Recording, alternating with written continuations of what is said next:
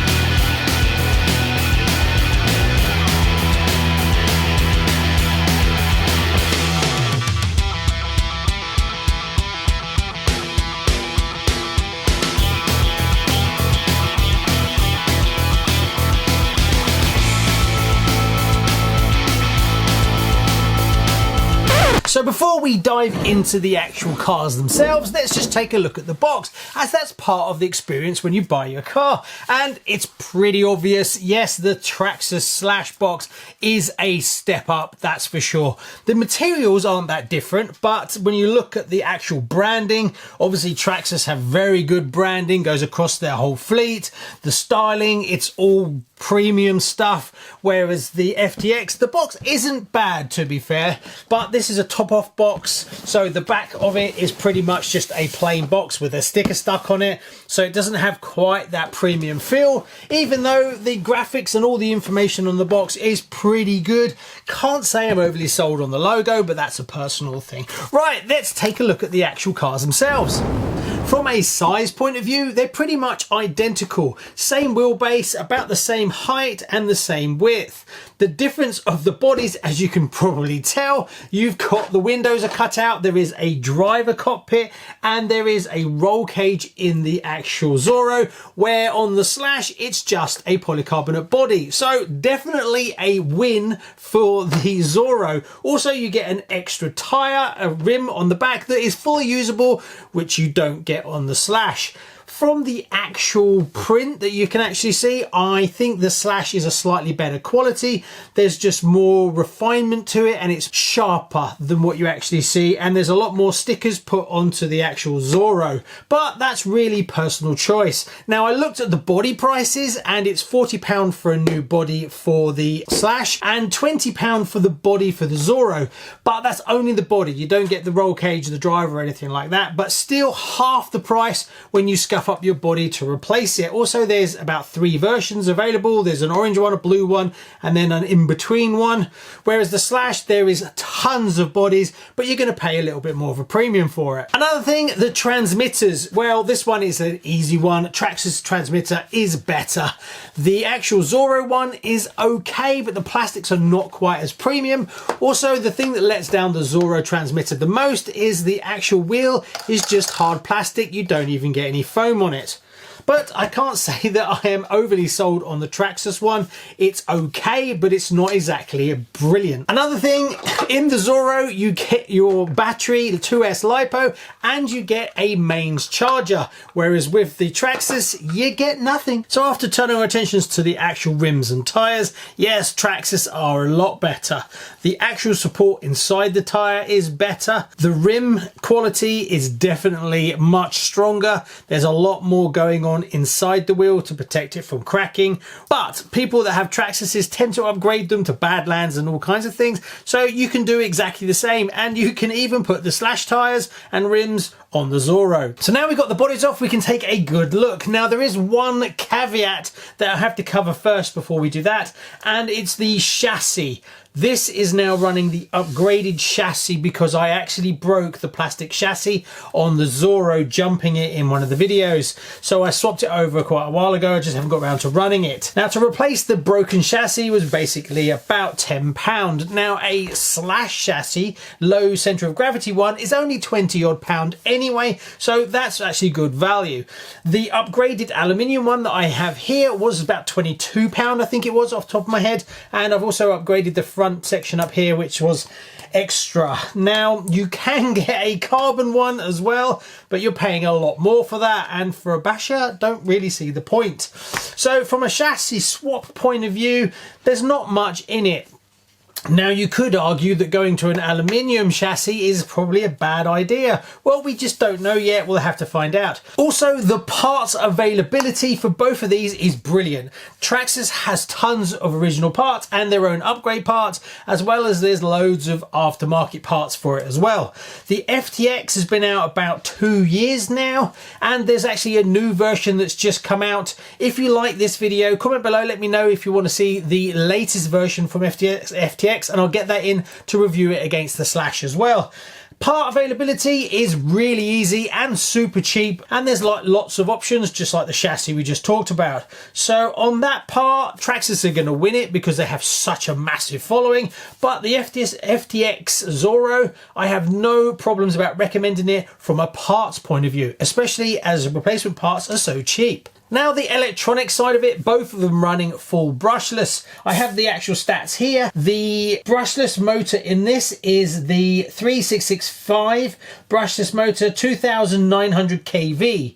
The actual brushless motor in the Traxxas is a 3500 kV, so a little bit more powerful. Both of these will run 2 and 3S, but in the Zorro, you've got to be a bit more careful with the kV that you're running with the ESC once you go to 3S. Really, you can't put a more hotter kV motor in this if you're going to run 3S. You need to change the ESC. It's an 80 amp ESC. Now the Slash is running 150 amps, so the ESC and brushless motor are more powerful, but it'll be interesting to see when we take them out what kind of difference. Now the Slash Ultimate is not slow by any means. It's, if anything, it's a bit overpowered, but we'll find out when we put them together, especially when we start taking them on the rough stuff. As for shocks, well, they both have alloy shocks with plastic caps. That's kind of the same. The Zorro has alloy tops, but the plastic coming out the top, which you bolt to. The shocks do feel better in the Slash than they do on the Zorro. The back shocks, I think I've got some air in them, so I need to sort that out, but I would say that the quality is there in the Traxxas ones, and so they should be. The Zorro has a 9 kg servo. Not sure what's in the Slash. It is a full metal servo, but it's quite difficult to actually get the specifications for it. Now one thing I really like about the Zorro is it has a center diff, where the Traxxas Slash doesn't. It has a prop that runs all the way through, so you can't actually get it to drive the front wheels if the back are locked up, where on the Zorro you can, so the rears can turn at different speeds to the front. So that is definitely one for the Zorro. As far as I know, you can get that modification to go in the Slash. Anti-roll bars around on both of them. The one on the front of the Slash is a bit of a strange one. It's very tightly wrapped around the front bulkhead.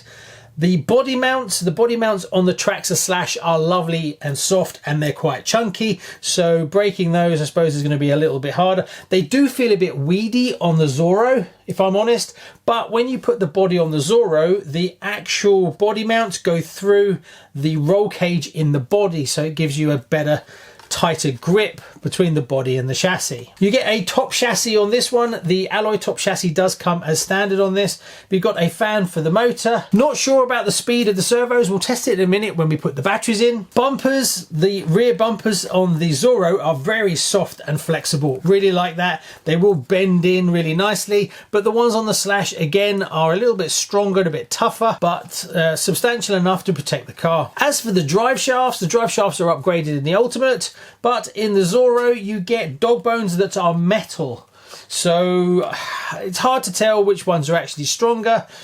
Front uprights and knuckles are plastic, obviously in the Zorro, where they are metal in the Ultimate. But you can upgrade them for not much money at all if you want to on the Zorro. So I think that pretty much covers everything. So let's put some batteries in them, fire them up and take them out together and see how they get on. If I could just ask you to take 2 seconds, if you've watched the videos and you've watched a few and you enjoy it, to hit that subscribe button. 58.6% of you that watch the channel aren't even subscribed. It costs you absolutely nothing, and being that we're such a small RC channel, every new subscriber really helps the algorithm find our content and push it out to more RC fans like you.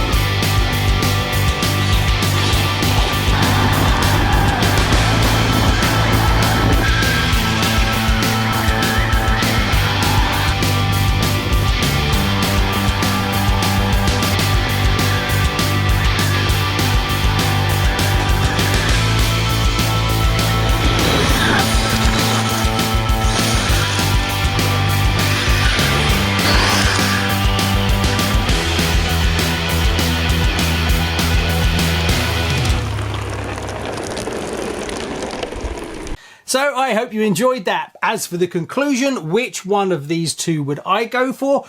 Well, it's apples and oranges. You can't really pitch them against each other because one is £600 and one is well under half that. But I have to say the Zorro punches well above its weight. With that massive margin of savings, there's upgrades that you can do to the Zorro which will bring it up closer to the top of the range Traxxas Slash. But which one would I go for myself? Well, obviously the Slash is a better vehicle. It's marginally better all the way around. Everything from materials are slightly better, the fit and finish is slightly better, the amount of optional extras is slightly more. So all the way around, it's definitely wins on pretty much all aspects. Does it drive massively better than the Zorro? No, not even slightly. It's a little bit slower, the Zorro, but we kind of knew that when we looked at the specs of the KV motors, but it drives brilliantly. So if you don't happen to have £600 to drop on a Traxxas Ultimate, there's no problem looking at a Zorro. Now, where it gets a bit more tricky is what about the entry-level Slash? That's a lot closer to the Zorro. Well, then it's a difficult call. Which one would I go for? Now, the Zorro, you're going to get more for your money. Battery charger, you get 4-wheel drive, you get brushless power, you get 3S. Whereas the Slash, you're going to get 2-wheel drive, and that one, I think you're going to have to make a call yourself. But I can honestly say, I don't think you'll be disappointed if you got the 2-wheel drive entry-level Slash or the 4-wheel drive Zorro. Now, what interests me is FTX have just dropped the Apache. Now, this is a brand new release. Now, I wonder how that stacks up to the Ultimate Traxxas Slash. Being that it's slightly more expensive than the Zorro, is the quality there? That's an interesting one. Comment below, would you like to see it? If I get enough thumbs up and enough likes and views for this video, I will get an Apache in and we'll put it head to head with the Ultimate Slash. Massive thank you to Rochester RC for sponsoring today's video. We couldn't do it without you. If you head over there, you can get 5% off everything and free UK shipping. Just enter RC Kicks at checkout. Massive thanks very much. See you on the next one.